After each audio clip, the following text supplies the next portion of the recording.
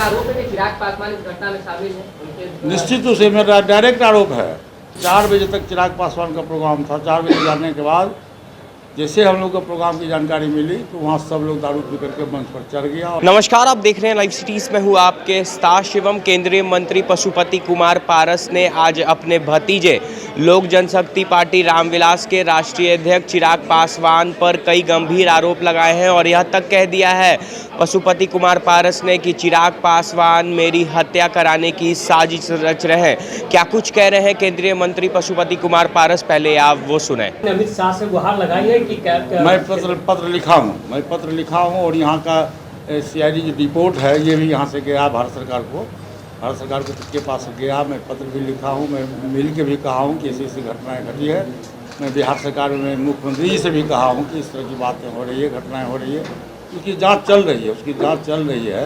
लेकिन इस तरह की जो घटना है ये गुस्से में जहर खाना हुआ, चिराग पासवान का गुस्से में जहर खाना हुआ।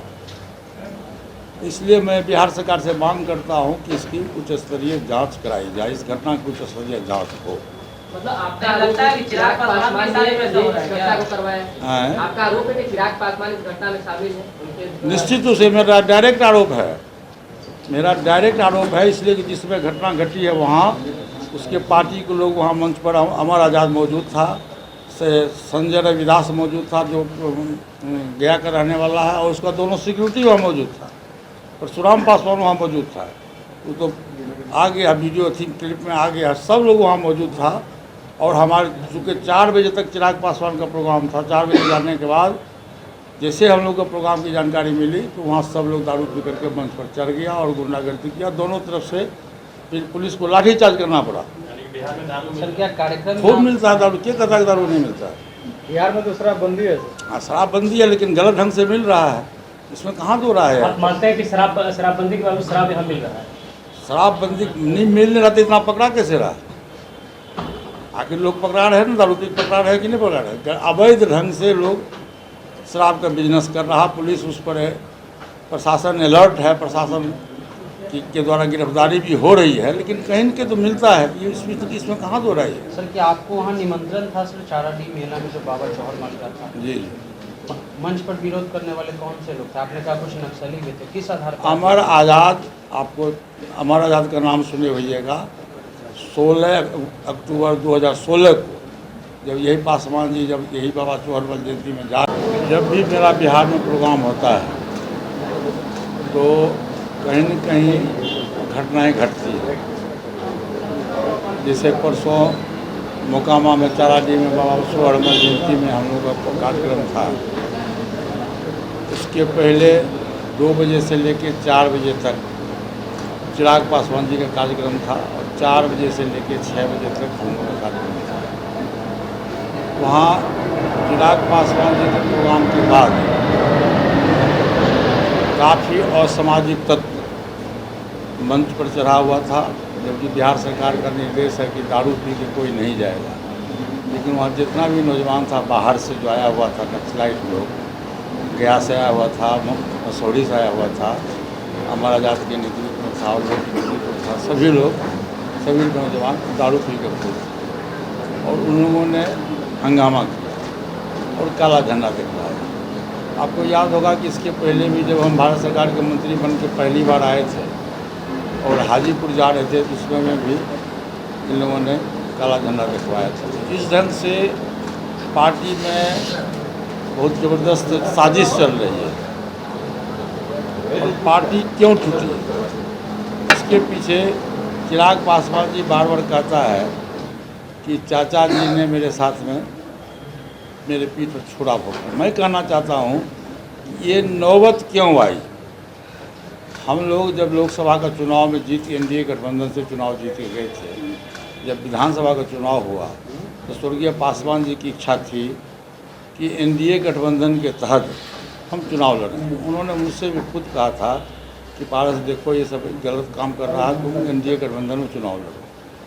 पूरे पार्टी की राय थी कि NDA गठबंधन में चुनाव लड़ना चाहिए, लेकिन एक बाहर का एक आया, बनारस का एक लड़का आया, उसने कहीं सपना दिखलाया चिराग पासवान को कि आप अकेले लड़ोगे तब बिहार का मुख्यमंत्री बन जाओगे। और उस पॉइंट पर चिराग पासवान रिजिड रहा और अकेले पार्टी के इच्छा के विरुद्ध उसने अकेले चुनाव लड़ने का फैसला लिया और चुनाव का रिजल्ट जो हुआ वो आप सब लोगों के बीच में है। पासवान जी की जब मृत्यु हो गई तो पूरे देश में कहीं भी चिराग पासवान के द्वारा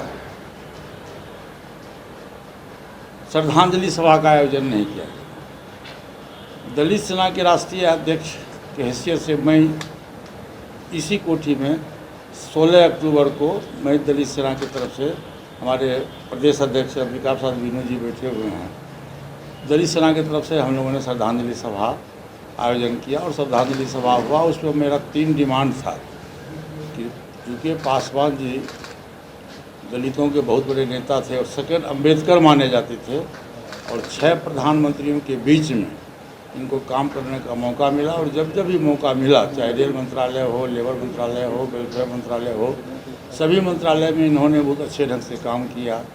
मंडल कमीशन लागू किया, हाजीपुर रेलवे जोन को स्थापित किया। तो भारत रत्न की उपाधि सेकंड अम्बेडकर के रूप में स्वर्गीय पासवान जी को मिलना चाहिए और दिल्ली में कहीं भी एक स्मारक पासवान जी के नाम छोड़ देते। प्रेस वाला ने, मैंने कहा कि इसके लिए मैं बिहार सरकार से आग्रह करता हूँ कि बिहार सरकार एक प्रस्ताव पास करके भेजे भारत सरकार को कि पासवान जी को भारत रत्न की उपाधि दी जाए। इस पर प्रेस वाले ने हमसे पूछा कि क्या आप मुख्यमंत्री के यहाँ चिट्ठी भेजेंगे, आप जाएंगे? मैंने कहा मैं ज़रूर जाऊँगा। तो आप ये बताइए कि जो बिहार के मुख्यमंत्री नीतीश कुमार जी हैं वो अच्छे प्रशासक हैं, सुशासन बाबू हैं या कुशासन। और जब मैं उनकी सरकार में मंत्री था तो उनका काम करने का तौर तरीका जो था वो बिहार के विकास की बातें करते थे हम लोगों से। वो अच्छे प्रशासक हैं और बिहार के जब से उन्होंने सत्ता संभाली है तब से बिहार का विकास हुआ है। इतनी बात की जानकारी देने के बाद चिराग पासवान वहाँ से आग बबूला हो गया और मैं वहाँ गया चिराग पासवान जी के यहाँ। तो उन्होंने कहा कि आप पार्टी विरोधी काम करते हैं, आपने नीतीश कुमार के पक्ष में क्यों बयान दिया? मैंने कहा जो सही बात है मैं बयान दूंगा। तो मैं नीतीश कुमार को जेल भेजना चाहता हूँ और आप नीतीश कुमार की बड़ाई कर रहे हैं, इसलिए पार्टी विरोधी काम आपने किया है, मैं आपको पार्टी से 6 वर्ष के लिए निष्कासित करूँगा। मैंने कहा कि भाई तुम हमको क्या निष्कासित करोगे? भाई तो खुद चुनाव लड़ना नहीं चाहता था, आपको तो मैं लोकसभा की सदस्यता से इस्तीफा कर देता। तो नहीं आप पार्टी विरोधी काम करते हैं, सो आपके खून में और मेरे खून में फ़र्क है, ये चिराग पासवान ने कहा। और उस समय जिस समय ये बात बोला उसमें मैं उसकी माँ बैठी हुई थी वहाँ, प्रिंस राज सांसद बैठे हुए थे और मेरा बेटा ये सिराज बैठा हुआ था। सबों के बीच में उसने कहा कि हमारे खून में और आपके खून में फ़र्क है। मैंने उससे कहा कि जो ये क्या चिराग जी तुम बोल रहे हो? कहा हाँ मैं बोल रहा हूँ। मैंने कहा कि आज के बाद से यदि ये बात सही तुम बोल रहे हो, आज के बाद से ना तुम मेरा भतीजा हो और न मैं तुम्हारा चाचा हूँ। खबरदार आज के बाद से तुम चाचा शब्द का प्रयोग नहीं करना। उस दिन से मतभेद हुआ, पार्टी टूटी, पासवान जी स्वर्ग चले गए यहाँ उनके निधन के बाद। ये 16 अक्टूबर की घटना है। फिर 20 अक्टूबर को श्राद्ध कार्यक्रम हुआ।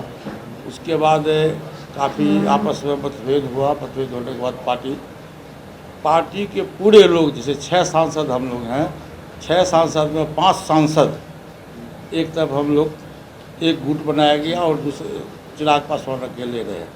लोकसभा के अध्यक्ष के द्वारा अलग से पार्टी की मान्यता मिली, नेता भी संसदीय दल के नेता का निर्वाचन हुआ।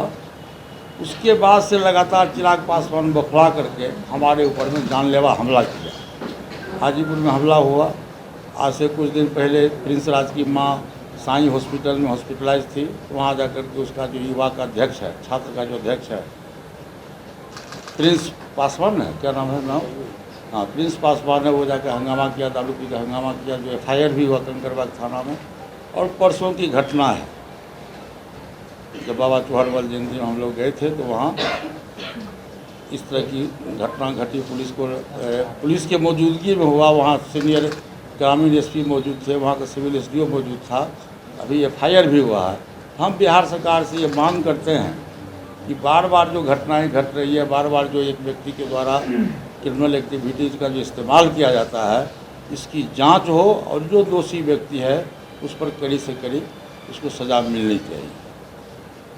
तो आपने साफ तौर पे सुना, केंद्रीय मंत्री पशुपति कुमार पारस ने आज प्रेस कॉन्फ्रेंस करके यह गंभीर आरोप चिराग पासवान पे लगाया है और साफ तौर पे उन्होंने कहा है कि जिस तरह से जब मैं भारत सरकार में मंत्री बना था और पहली दफ़े हाजीपुर गया था तो उस वक्त भी कई लोगों के द्वारा मुझे काला झंडा दिखाया गया था और मेरा विरोध किया गया था, और साथ ही साथ जब मैं बीते दिनों पहले मोकामा गया था तो उस वक्त भी मेरे ऊपर हमला किया गया था। तो कहीं ना कहीं आज केंद्रीय मंत्री पशुपति कुमार पारस ने अपने भतीजे चिराग पासवान पर कई गंभीर आरोप लगाए हैं। अब देखने वाली बात होगी कि चिराग पासवान की तरफ से इस पर क्या कुछ जवाब निकल कर आता है। बहरहाल अब बने रहे हमारे साथ। अगर आपने हमारे चैनल को सब्सक्राइब नहीं किया है तो जल्द से जल्द सब्सक्राइब कर ले। धन्यवाद।